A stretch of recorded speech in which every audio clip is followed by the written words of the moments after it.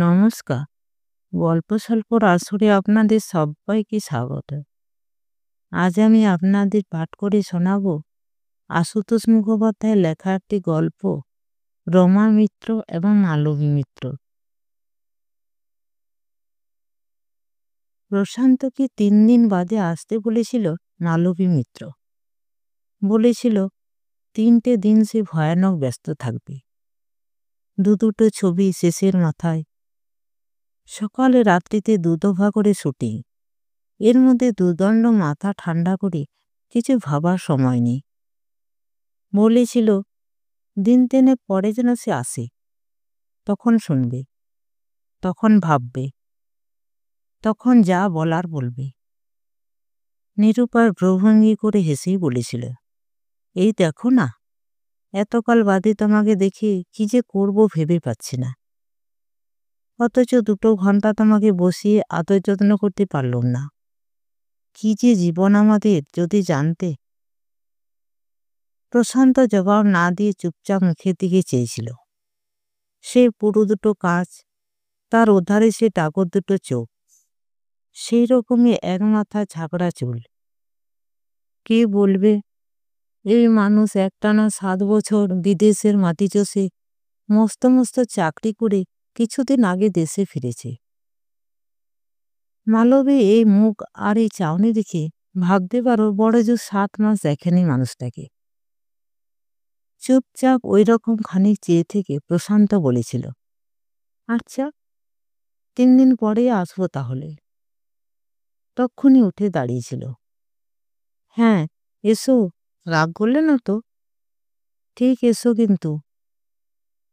ট্রেনের রিজার্ভ কামরায় পুরো গতিতে ঠেস দিয়ে বাইরের দিকে চেয়ে আছে মালবী। বাইরের গাঢ় অন্ধকারের পাতাল ফুঁড়ে ট্রেন ছুটেছে। ওটা আলোয় পৌঁছবে। কিন্তু মালবী কোথায় ছুটেছে? সে অন্ধকার খুঁজছে। কোনো অস্তিত্বগ্রাসী অন্ধকারে বিলীন হয়ে যাওয়া তাড়না তার। কিন্তু এমন জায়গা আছে কি? সামনের বাড়তে অঘরে ঘুমোচ্ছে সারদা। ঝি ঠিক নয়, তার থেকে বয়সে বছর 12 বড় সহচরই বলা যেতে পারে, যে তার ঘর সামলায়। মণিবাণীকে হঠাৎ এভাবে পড়িমড়ি করে বেরিয়ে পড়তে দেখে সে তত অবাক হয়নি যত অবাক হয়েছে টানা 2 দিনের থমথমে মুখ দেখে। এত হাসি খুশি যেন কোথায় উবে গেল। তারপর আজই হঠাৎ হুকুম, বেরোতে হবে। কোথায় যেতে হবে, কতদিনের মধ্যে যেতে হবে, না জেনেই তড়িঘড়ি সব গোছগাছ করে নিতে হয়েছে। তা সহৃদয়া মনিবের এই গোছের খেয়ালের ধকল তাকে অনেক সামলাতে হয়। তাই আর থমথমে মুখের কারণ নিয়ে সে বিশেষ মাথা না ঘামিয়ে তোফা আরামে নিদ্রা দিয়েছে। একবার তাকে দেখিয়ে নিয়ে অবসন্নের মতো আবার বাইরের দিকে ফিরল মালবী। 7 বছর বাদে প্রশান্ত এসেছিল কোনো একদিনের এক সাধারণ মেয়ে রমা মিত্রের কাছে। কিন্তু তার সঙ্গে কথা বলেছে এক অসাধারণ মেয়ে মালবী মিত্র, যার তুলনা নেই, যার দর্শন পেলে বহু রসিকজন ভাগ্য মানে।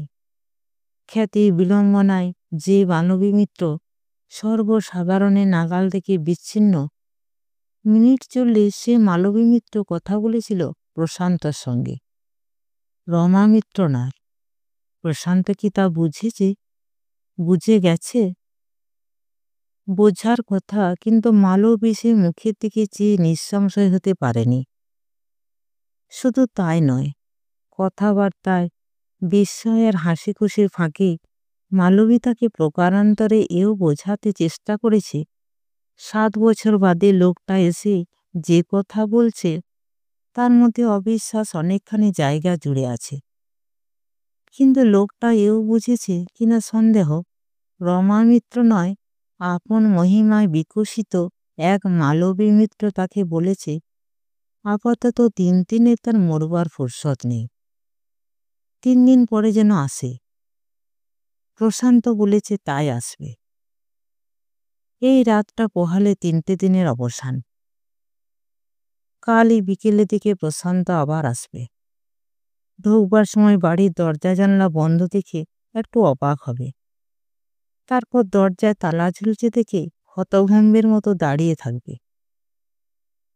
মালবী ঠোঁটের ডগায় কৌতুকের মতো রেখা পড়ল একটু, কিন্তু চোখ দুটো অস্বাভাবিক চকচক করছে। বিগত এই কটা বছর শিল্পের তাগিদে ঠোঁটে তার অজস্র কৌতুক ঝরেছে, আর তার চোখ তার অজস্রবার চকচকিয়ে ওঠে দুগাল বেয়ে ধারা নামিয়েছে। কিন্তু এর সঙ্গে সেসবের মিল নেই। রমা মিত্র এখনো ভস্মস্তূপে পরিণত হয়নি, আর সেই ভস্মস্তূপ থেকে কোনো মালবী মিত্রর আবির্ভাব ঘটেনি। এমনি পড়া একটি অতি সাধারণ মেয়ে রমা মিত্র। মামুলি প্রেমে পড়েছিল একটি বনেদি ঘরের সাধারণ ছেলের সঙ্গে, যার নাম প্রশান্ত ঘোষ। কিন্তু রমা মিত্র তাই অসাধারণই ভাবত তাকে, ভাবতে ভালো লাগত। রমার উপসে কিছু নয় যে নিজের সম্পর্কে বাড়তি গর্ব পুষবে। গায়ের রং বলতে গেলে কালোই, স্বাস্থ্যটা ভালো এই যা। আর যাদের দরদ আছে তারা নাক মুখ চোখও ভালো দেখে।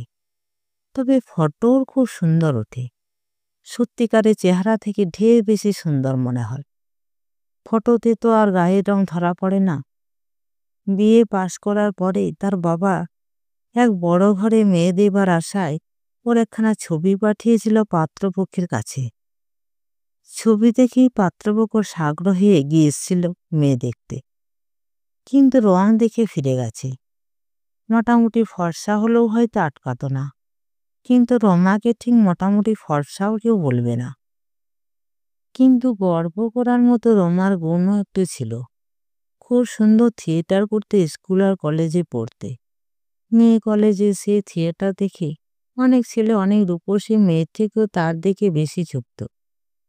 ওর বাবা কোনো ফার্মের বাঁধা মাইনের কমার্শিয়াল আর্টিস্ট হলেও আর্টিস্ট তো বটেন, উদার প্রকৃতির মানুষ ছিলেন তিনি। মেয়ের এ শখে বাধা দেননি কখনো। এমনি পড়ার সময়ও কি এক ব্যাপারে পাড়ার মেয়েরা মিলে থিয়েটার করেছিল। রমা মিত্র তার নায়িকা এবং সর্বাধিনায়িকা। সেই যশে দুটো আমিজাত থিয়েটার দলের ভদ্রলোকেরা ওর বাবাকে পর্যন্ত ধরে পড়েছিল। মেয়েকে থিয়েটার করতে দিতে হবে। নিরুপায় ভালো মানুষ বাবা মেয়ের কাছে পাঠিয়েছিলেন তাদের। রমা তাদের তাড়িয়েছে। যাক, ওটা জীবনের ক্ষেত্র নয়। অন্য সব ক্ষেত্রে রমা মিত্র নিজেকে অতি সাধারণের ঊর্ধ্বে ভাবত না কখনো। আর তার এই মাধুর্যটুকুই কারো কারো চোখে পড়ত, মনেও বোধ হয় ধরত। বিশেষ করে চোখে পড়েছিল আর মনে ধরেছিল প্রশান্তর। এ প্রেমে পড়া, এমনকি তার পরিণতিও অনেকটা ছকে বাঁধা মামুলি ব্যাপার। হাজার গন্ডা ছেলে মেয়ে হামেশাই এরকম প্রেমে পড়ে থাকে। মিলন অথবা বিচ্ছেদের পরিণামে সচরাচর সেরকম কিছু বৈচিত্র্য চোখে পড়ে না। কিন্তু যে ছেলেটা আর যে মেয়েটা সেই মামুলি প্রেমে পড়ে, তাদের চোখে এখন দুনিয়ার রং আলাদা। রমা যখন বিয়ে পড়ে তখন পরিচয়ের রাস্তাটা চিরাচরিত এবং সাজানো। রমার সহপাঠিনী সুমিতার মাস্তুতো দাদা প্রশান্ত। সেখানেই দেখা সাক্ষাৎ এবং আলাপ। প্রশান্ত তখন ইঞ্জিনিয়ারিং কলেজে পড়ে। অবকাশ কম, কিন্তু ছুটি ছাটায় বাড়ি এলে তাই তাকে সুমিতার ওখানে দেখা যায়। একদিন সুমিতায় প্রশান্তর মাসির বাড়ি আসার টানের কারণটা রমার কাছে ফাঁস করে দিল। বলল, প্রশান্তদা কলকাতায় এলে ঘন ঘন আমাদের বাড়ি আসে কেন জানিস? তোর জন্য, তোকে ভালো লাগে। সেই প্রথম রমা দু চোখ বড় বড় করে শুনল একটা ছেলের তাকে ভালো লাগে, আর সেই জন্যে সে তার মাসির বাড়ি আসে। ভালো লাগার কারণটাই খুব বিচিত্র লাগলো তার। মেয়ে কলেজে চিত্রাঙ্গদা নাটক দেখার পর থেকে নাকি এ ভালো লাগার সূত্রপাত। রমা যখন চিত্রাঙ্গদা করেছিল তখন ফার্স্ট ইয়ার ছাড়িয়ে সবে সেকেন্ড ইয়ারে উঠেছে। তখন নাচতেও পারত ভালো। চিত্রাঙ্গদা করে 2-1টা মেডেল টেডেল পেয়েছিল বটে, কিন্তু কোনো ছেলের মনে এই গোছের ছাপ ফেলতে পেরেছে সেটা কল্পনাও করেনি। এরপর থেকে বলা বাহুল্য, সুমিত আর প্রশান্ততাকে সে একটু বিশেষ দৃষ্টিতে দেখতে লাগলো। পড়াশোনায় রোমা সাদামাটা ছাত্রী, কিন্তু সুমিত আর প্রশান্ততা শুনলে স্কলারশিপ পাওয়া ছেলে, ইঞ্জিনিয়ারিংয়েও প্রতি বছর ফার্স্ট হচ্ছে। রোমার মনে তাইতে একটু সংকোচ, কিন্তু পুরু গাছের ওধারে প্রশান্ত চোখ দুটো যখন ঘুরে ফিরে তার দিকে আটকে থাকতো আর ঠোঁটের ফাঁকে একটু দুষ্টু দুষ্টু হাসি লেগে থাকতো, রোমার তখন ছেলে মানুষই লাগতো তাকে। রোমা যেবার বিয়ে পাশ করলো, প্রশান্ত সেবার ইঞ্জিনিয়ারিং পাশ করে বেরোলো। পাশ করার সঙ্গে সঙ্গে ভালো মাইনের চাকরি। একে কৃতি ছেলে, তাই মুরব্বি জোর আছে। তার বর্দাও আধা প্রবীণ ইঞ্জিনিয়ার, বোম্বের নামজাদা ডিজাইন অ্যান্ড কনস্ট্রাকশন ফার্মে মস্ত চাকরি করে। তার সুপারিশে তাদের কলকাতার শাখায় বহাল হয়ে গেল সে। প্রশান্ত খুঁতখুত করেও বাপের হুকুম অমান্য করতে পারল না। তার ভয়ানক ইচ্ছে ছিল বিলেতে গিয়ে আরও কিছু ডিগ্রি টিগ্রি পকেটস্থ করার পর কর্মজীবন শুরু করে, কিন্তু বাপের ইচ্ছাটায় তাদের পরিবারে সব। তার বাবা জবরদস্ত পুলিশ অফিসার ছিলেন, অনেককাল রিটায়ার করেছেন, কিন্তু পারিবারিক ক্ষেত্রে ভদ্রলোকে পুলিশি মেজাজ এখনো অক্ষুণ্ণ আছে। সেই বাপ হুকুম করল, দাদা যা ব্যবস্থা করেছে তাই করো, চাকরিতে ঢোকো। ছেলে মুখ সেলাই করে চাকরিতে ঢুকেছে। প্রেমে হাবুডুবু অবস্থা নয় তাদের তখনও। আলাপ বেশ ঘনীভূত হয়েছে এ পর্যন্ত, আর তার ফলে প্রশান্তকে ভালো লাগতে শুরু করেছে। কিন্তু সুমিতার মুখে তাদের বনেদি বাড়ির কর্তাটির দাপটের কথা যা শোনে তাতে রমার ভয়ই করে। তবু সেই ভদ্রলোক ছেলের বিলেত যা বন্ধ করল বলে মনে মনে খুশিই হলো। নিচের মনে বলেছে, বেশ হয়েছে, বিলেত গিয়ে ছেলে একেবারে লাটসায় বনে আসবে। প্রেমী হাবুডুবু অবস্থাটা দাঁড়ালো রমার এমএ পড়া 2টি বছরে। প্রায় অফিস পালিয়ে প্রশান্ত ছেলে মানুষের মতোই ইউনিভার্সিটি দৌড়গোড়ায় ওর ছুটির অপেক্ষায় দাঁড়িয়ে থাকে। গোড়ায় গোড়ায় রমা লজ্জা পেত। ক্লাস তো ছেলে মেয়ে জেনে ফেলেছে, কিন্তু শেষে এটা সহজ হয়ে গেল। গল্প করতে করতে দুজনে এসপ্ল্যানেড পর্যন্ত হাঁটে, রেস্টুরেন্টে চায়, তারপর ট্রামের পাশাপাশি বসে সন্ধ্যার সময় বাড়ি ফোরে। প্রশান্তর বাড়িতে জানে ছেলের কাজের চাপ, রমার বাড়িতে জানে মেয়ের লাইব্রেরিতে পড়ার চাপ। ইউনিভার্সিটি আর অফিস পালিয়ে দুজনে সিনেমা দেখে মাঝে মাঝে। রমা বলে, তোমার জন্য আমি ঠিক ফেল করব, তখন লজ্জায় আর মুখ দেখাতে পারবো না। প্রশান্ত জবাব দেয়, ভারী তো বাংলা পড়া, তার আবার ফেল। রাগ দেখাতে গিয়েও কি মনে পড়তে রমা হেসে ফেলে। কি বললে, ভারী তো বাংলা? বলতে লজ্জা করে না? বাংলায় একটা চিঠি লিখতে 7টা বানান ভুলায়। বই পড়ার সঙ্গে শাড়ি পরার বানানের তফাৎ জানে না। সেদিন সিনেমা দেখার প্রোগ্রাম করে প্রশান্ত রমাকে চিঠি লিখেছিল, অমুক রঙা শাড়িখানা পরে যেন আসে, তাইতেই বানানের বিভ্রাট। কিন্তু প্রেম প্রীতির ব্যাপারটা জানাজানি হতে আর বেশি দেরি হলো না। প্রশান্ত বাবার সঠিক হদিশ পেলেন সুমিতাকে জেরা করে। কার মেয়ে, কেমন মেয়ে জানার পর ছেলের প্রতি বৃত্তশত্রু তিনি। ওদিকে প্রশান্তর এক দাদার বিয়ে তখনও বাকি। সে সাধারণ চাকরি করে। তার বিয়েটা দিয়ে ফেলে প্রীতি ইঞ্জিনিয়ার ছেলের জন্য অর্ধেক রাজত্ব আর রাজকন্যা আনার সংকল্প। বড় বড় ঘর থেকে প্রস্তাব আসছেও। তার মধ্যে এরকম ছেলে মানুষই বরদাস্ত করার মতো নরম মন নয় তার। তাই ছেলেকে ডেকে বেশ কড়া সুরেই হুমকি দিলেন, বাপু হে, তোমার ছোটদার বিয়েটা হয়ে গেলে তোমার বিয়ে আমিই দেব। ততদিন ঠান্ডা মাথায় কাজের উন্নতি যাতে হয় সেই চেষ্টা করো। বাবার হুমকির খবরটা সেদিনই রমাকে দিল সে। এই গুণটা আছে, নিজের সমস্যাটা দুজনের সমস্যা ভাবে, তাই সব কথায় রমাকে বলে। শোনা মাত্র দু চোখ কপালে। সর্বনাশ তাহলে? ঠোঁট উল্টে প্রশান্ত জবাব দিল, সর্বনাশ আবার কি? ওসব পুলিশি দাপটে দেশের স্বাধীনতা ঠেকানো গেছে। রমা বলল, দুটো এক হলো, তাতেও তো কত লোক জীবন দিয়েছে। আমিও তো একজনকে আমার জীবন দিয়েছি। কি ভালো যে লেগেছিল শুনতে রমাই জানে। সেদিন সন্ধ্যার আড়ালে ভিক্টোরিয়া মেমোরিয়ালের কোণে চত্বরে বসে দুজনে যত কাছাকাছি হয়েছিল, এর আগে ততটা আর কখনো হয়নি। সেদিন রাতে ভালো ঘুমোতে পারেনি রমা। দুটো ঠোঁটে সেই ঘন আবেগের স্পর্শ সমস্ত রাত ধরে তার সর্বাঙ্গে আবেশ ছড়িয়েছে আর বিহল করেছে। এমন অদ্ভুত ছেলে মানুষের প্রস্তাবও করে মানুষটা, যে রমা হেসে বাঁচে না।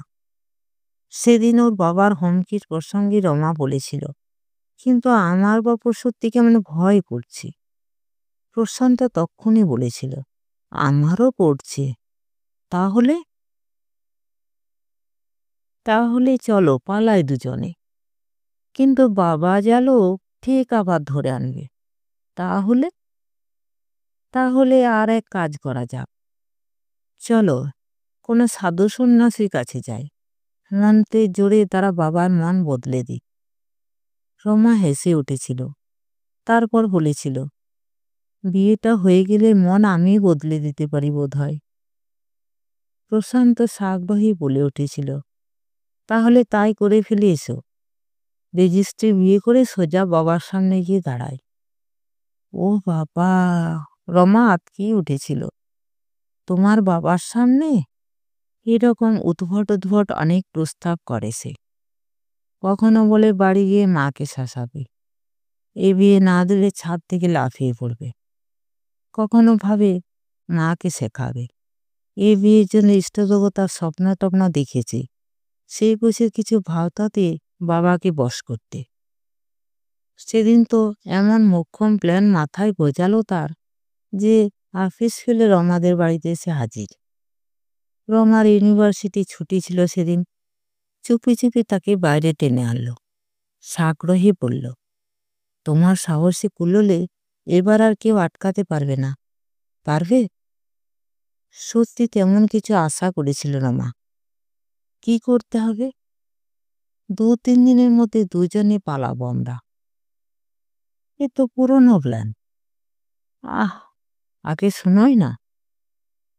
তার কয়েকদিনের মধ্যে কাগজে চিঠি পাঠাবো আমরা, মানে অমুক মেয়ে আর ছেলে একসঙ্গে আত্মহত্যা করেছে। ব্যাস। রমা দুচোর বিস্ফারিত। কি ব্যাস? কাগজে খবর পাঠিয়ে আমরা আত্মহত্যা করব? দূর পাগল, আমরা বিয়ে করব, সকলে জানবে আমরা আত্মহত্যা করেছি। আজ তো পাগল তুমি। আচ্ছা, স্কলারশিপ পেলে কি করে? অত ভালো ইঞ্জিনিয়ারিং পাশই বা করলে কি করে? কেন? উড়ো খবর কাগজে ছাপবে কেন? দুজনে একসঙ্গে ছবি তুলে কাগজে পাঠিয়ে দেবো বাইরে থেকে। এই দুজন আত্মহত্যা করেছে, অন্য লোক খবর পাঠিয়েছে। আত্মহত্যা করলে আমাদের বডি যাবে কোথায়? পুলিশ চুপ করে বসে থাকবে, আমাদের টেনে বের করবে না? তখন আত্মহত্যাই করতে হবে। এমন প্ল্যানটা বাতিল হয়ে যেতে প্রশান্ত বিমর্ষ। রমা না থাকলে সে যে এতদিন একটা কিছু চমকপ্রদ বিভ্রাট পাতিয়ে বসত, তাতে সন্দেহ নেই। রমা এমএ পাস করার পর দুজনে অনেকখানি বেপরোয়া হয়ে উঠল। ওদিকে প্রশান্ত ছোটদার বিয়ে হয়ে গেছে। তার বাবা তখন কৃতি ছেলের বিয়ে তোড়জোড় করছেন। প্রশান্ত স্পষ্টই তার মাকে জানিয়ে দিয়েছে বিয়ে কোথায় করবে। তার ফলে বাপ আগুন, মাও অসন্তুষ্ট, বাড়িতে অশান্তি। বাবাও ঘোষণা করেছেন অবাধ্য হলে ছেলের সঙ্গে কোনো সম্পর্ক থাকবে না। রমা এমএ পাশ করার পর প্রশান্ত জিজ্ঞাসা করল, এবার? রমা জবাব দিল, এবারে চাকরি। কি চাকরি? কোথায় চাকরি? স্কুলে স্কুলে মাস্টারি ছাড়া আমি কি আর পেতে পারি? খবরদার। মারে, তাহলে কি করব? বাবার কতকাল টানবেন? খপ করে তাকে কাছে টেনে প্রশান্ত বলেছে, বাবাকে না, আমি টানব। রমা হেসে ফেলে ভ্রুকুটি করেছে। বিয়ের আগেই? প্রশান্ত ভেবেচিন্তে বলেছে, না, চোখ কান বুঝে এবারে বিয়েটাই আগে করে ফেলা যাক। কি আর হবে? বাপ মেরে ফেলতে তার পারবে না, বড় জোর আলাদা করে দেবে। কিন্তু রমার মনে সায় দেয় না, কারণ অভিশাপ দিয়ে ঘর বাঁধব কেমন করে? ছুটির দিনে বেশ সকাল সকাল একের দিকে বেরিয়ে পড়ে দুজনে। কখনো ব্যান্ডেল, কখনো কাঁচরাপাড়া, কখনো বা গঙ্গার বুকে ডিঙ্গি নৌকায়। আর সমস্যার সমাধান কেমন করে হবে তাই ভাবে দুজনে। বিশেষ করে নির্জন বনবাতারে ঘুরে ঘুরে বেড়াতে ভালো লাগে দুজনেরই। সেই নির্জনতার একটা ভাষা আছে। হাত ধরাধরি করে শুকনো পাতা মারিয়ে মারিয়ে এগোয় দুজনে। গাছের ছায়ায় ঘন হয়ে বসে। দুপুরে পাখির অলস ডাক কান পেতে শোনে। সমস্যা তমস্যা সব দুজনেরই ভুল হয়ে যায় তখন। রমা একদিন ঝগড়া টেনে আনে, তুমি আমাকে ভালোবাসো না ছাই? আসলে চিত্রাঙ্গদা পছন্দ তোমার। তুমি তো চিত্রাঙ্গদা। আমি রমা, তবে চিত্রাঙ্গদার মতো কুৎসিত বটে। চিত্রাঙ্গদা কুৎসিত? না তো কি? তাহলে তুমি আর কি অন্ধ? ভেতর থেকে দেখতে জানো না। কথাগুলো যেন কান পেতে আশ্বাস করার মতে। রমার অনেকদিন মনে হয়েছে লোকটা ইঞ্জিনিয়ার বটে, কিন্তু ভিতরে ভিতরে কবি। শুধু কবি নয়, একেবারে অবুঝ কবি। সামনের গাছটার দিকে তাকিয়ে কাব্যই করল প্রশান্ত। বলল, আমি যদি গাছ হতাম আর তুমি ওই লতার মতো আমার সঙ্গে জড়িয়ে থাকতে, বেশ হতো। রমা তখনই তার কাঁধে গা ঠেকিয়ে আর একটা হাত তার গালে বেষ্টন করে বলল, লতা হওয়ার দরকার কি? এই তো জড়িয়ে থাকলাম। সেদিন ওই ঠান্ডা মানুষটার রক্তে কেন যে অত দোল লাগলো রমা জানে না। এরকম তো আগেও হয়েছে, আগেও কাছে টেনে নিয়েছে। দুই উষ্ণ ঠোঁটের আবেগ ওর অধরে বাধা বিচ্ছুন্ন করেছে। কিন্তু এই দিনে তৃষ্ণার মূর্তিটাই অন্যরকম। ওর দেহটা যেন ক্রমে একটা আবিষ্কারের বস্তু হয়ে উঠতে লাগলো। নিবিড় নিষ্পেষণে সর্বাঙ্গী এরকম একটা যন্ত্রণার শিহরণ। রমা যেন কোথা থেকে কোথায় হারিয়ে যাচ্ছে। হঠাৎ ওকে দুহাতে ঠেলে দিয়ে ধর্মন করে উঠে বসল সে। বিশ্বস্ত বসন ঠিক করতে করতে ধমক এসে বলে উঠল, এই! একটা ভূত নামলো যেন প্রশান্তর কান থেকে। আত্মস্থ বিব্রত। কি? রাক্ষসীপনা করো না, সময় ফুরিয়ে গেল নাকি? কিন্তু শিগগিরই একটা ধাক্কা খেয়ে দুজনেরই মনে হলো সময় ফুরিয়ে গেল বুঝি। প্রশান্তর সঙ্গে তার বাবার মুখোমুখি একটা সংঘাত হয়ে গেল। এক বড়লোকের বাড়ির মেয়ে দেখতে যাওয়া নিয়ে। খুব বিনীত আর খুব স্পষ্টভাবে প্রশান্ত এবার বাবাকে জবাব দিয়েছে, তার দেখতে যাওয়া সম্ভব নয়, ওনার কারোরই না যাওয়া ভালো। প্রথম এই ঝড়টা প্রশান্তর উপর দিয়ে গেল। তারপর ভেবেচিন্তে ভদ্রলোক রমার বাবাকে ডেকে পাঠালেন একদিন। রমার বাবা এলেন। প্রশান্ত বাবার রূঢ় মুখে জানতে চাইলেন মেয়ের বিয়েতে তিনি কি করতে পারবেন।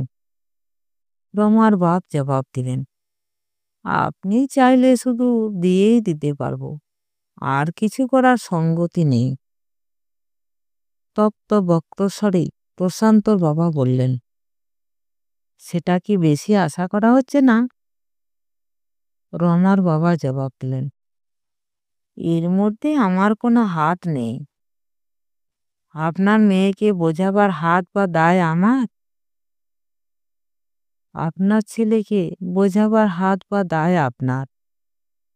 নিঃস্ব লোকের এই উক্তিতে প্রশান্তর বাবা অপমানিত বোধ করলেন, আর আসল অপমানিত মানুষটি নিঃশব্দে উঠে গেলেন। সব শুনে রমার আগে চলতে লাগলো।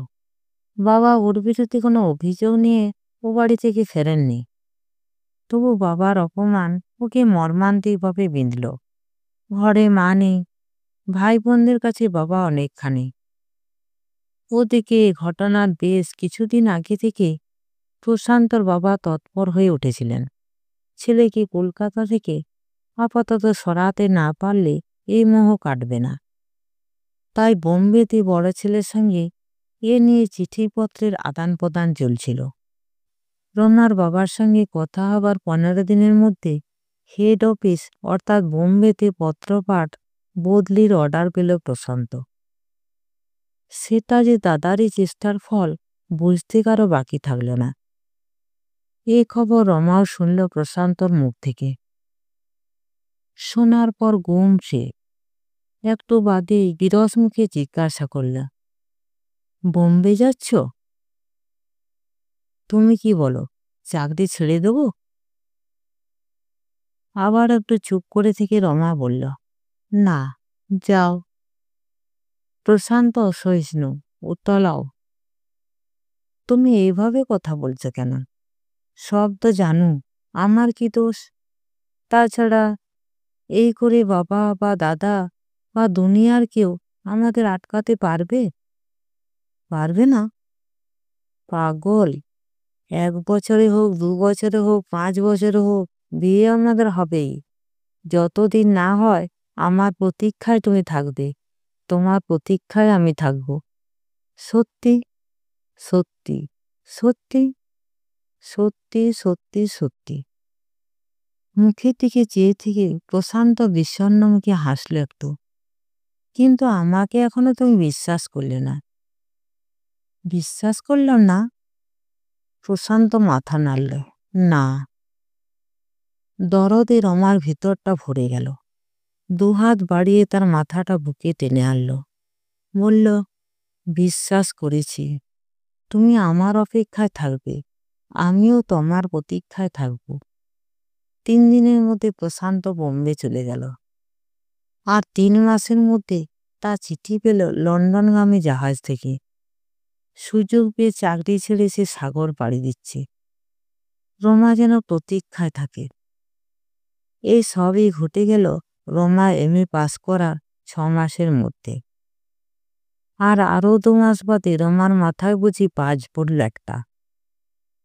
খবরটা দিল সুমিতা। তার অনেকদিন বিয়ে হয়ে গেছে।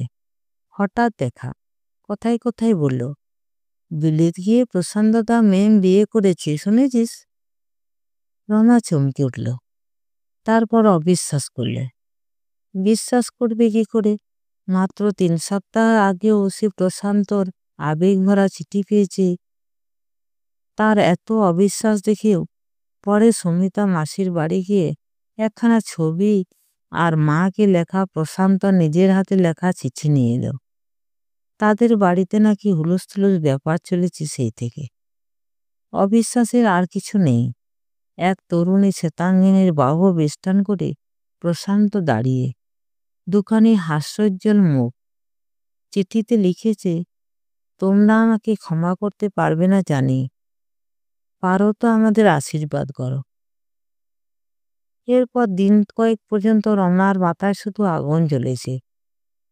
এদিকে রমার বাবা কিছু ঝামেলার মধ্যে ছিলেন। বাড়ি ছাড়ার কেস চলছিল বাড়িওয়ালার সঙ্গে। প্রতিপক্ষ ডিগ্রি পেয়েছে, 3 মাসের মধ্যে বাড়ি ছাড়ার হুকুম হয়েছে। আর তার মধ্যেই মেয়ের আঘাত। 1 মাসে ছুটি দরখাস্ত করে ভদ্রলোক ছেলে মেয়েদের নিয়ে বাইরে বেরিয়ে পড়লেন। আর তারপর ফিরে এসে অন্যত্র উঠলেন। ভিতরে ভিতরে যাতনার মতো একটা তাগিদ অনুভব করত রমা। সাধারণ মেয়ে অসামান্য হয়ে ওঠার তাগিদ। ভিতরটা যেন একটা জ্বলন্ত অঙ্গার হয়ে উঠছে তার। আর এই তাগিদ বাড়ছে। আগে স্কুল মাস্টারের চেষ্টা করছিল, এখন সে চেষ্টা ছেড়ে দিল। এই অবস্থার মধ্যে হঠাৎ এক নামজাদা চিত্র পরিচালকের নামে বিজ্ঞাপন চোখে পড়ল একটা। নায়িকার ভূমিকার জন্য একজন শিক্ষিতা অভিনেত্রী চায়, ফটোসহ আবেদন করতে হবে। মাথায় একটা ঝুঁকি চাপল রমার। নতুন করে নিজের ছবি তুলিয়ে আবেদন পাঠিয়ে দিল। অসামান্য হওয়ার যোগ্যতা ছিল রমা মিত্রের। ডাক এসেছে। কথা বলি আর ছাড়তে জীবনের অভিনয়ের মেডেল দেখে পরিচালক খুশি একটু, তাল দিয়ে আরো খুশি। চমৎকার ফটোজেনিক মুখ, সুন্দর বয়স, নাক, মুখ, চোখ ভালো, তার উপর অভিনয়ে বুদ্ধিদীপ্ত সহায় দক্ষতা আছে। আশাতীত পছন্দ হলো তার। রমা মিত্র মরে গেল। ছবিতে এক মালবী মিত্রের আবির্ভাব দেখল সকলে। প্রথমে ছবিতে এমন বিপুল বন্দনা কম নায়িকার ভাগ্যেই জুটেছে। তারপর এই 2 বছরে দিনে দিনে তার আবির্ভাব স্থায়ী হয়েছে, উজ্জ্বলতর হয়েছে। আজ মালবী মিত্র একটা নাম, সে অসামান্য, তার নিঃশ্বাস ফেলার ফুরসত নেই। কটা ছবির কাজ একসঙ্গে শেষ হতে মালবী একটু হাঁপ ফেলেছিল। নতুন কোন কোন ছবি হাতে নেওয়া যেতে পারে ভাবছিল। ধরছে তো এসে কতজনই, বোম্বে থেকে ডাক এসেছে, তা তো সাড়া দেবে কিনা চিন্তা করতে হবে। এমন দিনে প্রশান্ত বসেছে হাজির। সারদার হাতে চিরকুট দেখেও নির্বাক খানিক। সেই পুরনো জ্বালা আর অনুভূতিটা নতুন করে আবার মাথার দিকে উঠছে। প্রথমে ভাবলো সারদাকে বলে দেয়, দেখা হবে না, বলবে যা। কিন্তু তা বলল না, বলল এখানে নিয়ে আয়। নিয়ে এলো। সেই মুখ, সেই পুরু কাচের চশমা, ঠোঁটের ডগায় সেই কাঁচা হাসি। দেখা মাত্র রাগে সর্বাঙ্গ চিনচিন করে উঠল ভেতরটা। প্রশান্ত দু চোখ ভরে দেখল তাকে খানিক। কেমন আছো রমা? রমা আবার কে? আমি তো মালবী, মালবী মিত্র। প্রশান্ত হেসে উঠল। কি ফ্যাসাদে যে ফেলেছিল এই নাম নিয়ে। যাকে সকলে চেনে তাকে কেউ চেনে না। বাইরে থেকে ফিরে এই একটা মাস হন্যে হয়ে খুঁজেছি তোমাকে। শেষে সৌমতির কাছে শুনলাম তুমি এখন উজ্জ্বলতম তারকা মালবী মিত্র। বিলেত থেকেও তোমাকে কত যে চিঠি লিখেছি, জবাব না পেয়ে শেষে হাল ছেড়েছি। বাড়ি ছেড়েছিল তাই চিঠি পায়নি, পেলেও জবাব দিত না। চোখে চোখ রেখে মালবী চেয়ে আছে। একা ফিরেছ না মেম বউকে এনেছ? প্রশান্ত অবাক। মেম বউ? ভিতরটা দাও দাও করে জ্বলছে এখন। এমন নির্লজ্জ মানুষ হয়? ঠান্ডা গলায় বলল, তোমাদের কাঁধে হাত রাখা যুগল ছবি আমি দেখেছি, আর তোমার মাকে লেখা তোমার সেই চিঠিও আমি পড়েছি। প্রশান্ত দুচোখ বিস্ফারিত প্রথম, তারপরে হা হা হাসি। সেসব তুমিও কি বিশ্বাস করেছ নাকি? কি আশ্চর্য! আমার প্রত্যেকবারের প্ল্যান তুমি বাতিল করেছিলে, তাই বিলেতে গিয়ে বাবাকে জব্দ করার মোক্ষম প্ল্যান ফেঁদেছিলাম। বাবার উপর আমার তখন দুনিয়ার সব থেকে বেশি রাগ। আর কাঁধে হাত রেখে ছবি তোলার মতো অন্তরঙ্গতা ও দেশে একটা চেষ্টা করলেই হয়। মুহূর্তের মধ্যে একই হলো মালবীর। মাথাটা এমন প্রচণ্ডভাবে ঝিমঝিম করে উঠল কেন? তার অস্তিত্ব তো এভাবে নড়ে চড়ে উঠল কেন? প্রাণপণে এই কথাগুলো ভণ্ডামি ভাবতে চেষ্টা করলো কেন? আর ঘরে এত আলো, অথচ সামনে রাজ্যের অন্ধকার ভিড় করে আসছে কেন? প্রশান্ত বিস্মিত চোখে চেয়ে আছে তার দিকে। প্রাণপণ চেষ্টায় মালবী সামলে নিল নিজেকে। বিশ্বাস করতে বলছো? কি আশ্চর্য! আমি বলছি তাও বিশ্বাস করবে না? মালবী দেখছে তাকে, অন্তঃস্থল পর্যন্ত দেখে নিচ্ছে। তারপর? তারপর আবার কি? এবারে বিয়ে? বাবা তো আর নেই, আর মায়ের যে অবস্থা, তোমাকে ঘরে আনতে পারলে বাঁচেন। বসার চেয়ারটা, মাটি, বাড়িঘর যেন দুলছে মালবীর চোখের সামনে। তবু হাসি মুখে বলতে চেষ্টা করল, কিন্তু আমি যে অভিনেত্রী হয়েছি। মাথা ঝাঁকিয়ে প্রশান্ত বলল, কথা যদি রেখে থাকো, মানে আমার জন্য প্রতীক্ষা যদি করে থাকো, তাহলে আর কোনো কিছুতে যায় আসে না। চেয়ার, মাটি, ঘর দোয়ার আর একবার ভীষণ দুলে উঠছে। তারপর মালবী হেসেছে। নিজের জরুরি অ্যাপয়েন্টমেন্ট মনে পড়েছে। কাজের চাপে আপাতত মরবার ফুরসত নেই বলেছে। বলেছে মাথায় কোনো কথা ঢুকছেই না এখন। 3 দিন বাদে থেকে আসতে বলেছে, তখন কথা হবে। কিছু একটা ব্যতিক্রম অনুভব করে প্রশান্ত লক্ষ্য করেছে তাকে। তারপর 3 দিন বাদে আসবে জানিয়ে উঠে চলে গেছে। 3 দিনের মধ্যে 2 রাত 1 মিনিটের জন্য মালবী ঘুমোয়নি। আজ তার পালাবার তাগিদ। কারণ সে তার মন দিয়ে বুঝেছে প্রশান্ত একবর্ণও মিথ্যে বলেনি।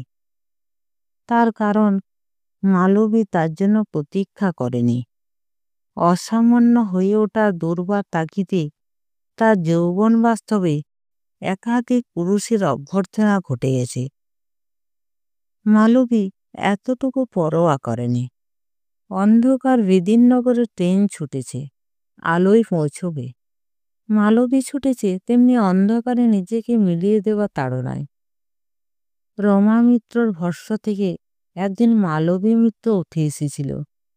আজ মালবী মিত্র ভস্ম হয়ে গেলেও এই জীবনে আর রমা মিত্রের হদিস মিলবে না।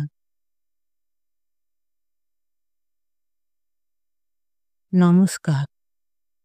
গল্পটি শুনে ভালো লেগে থাকলে চ্যানেলটিকে লাইক, শেয়ার এবং সাবস্ক্রাইব করবেন। আর আপনার মূল্যবান মতামত অবশ্যই লিখে জানাবেন। আপনাদের সহযোগিতা এবং ভালোবাসা আমার খুবই প্রয়োজন।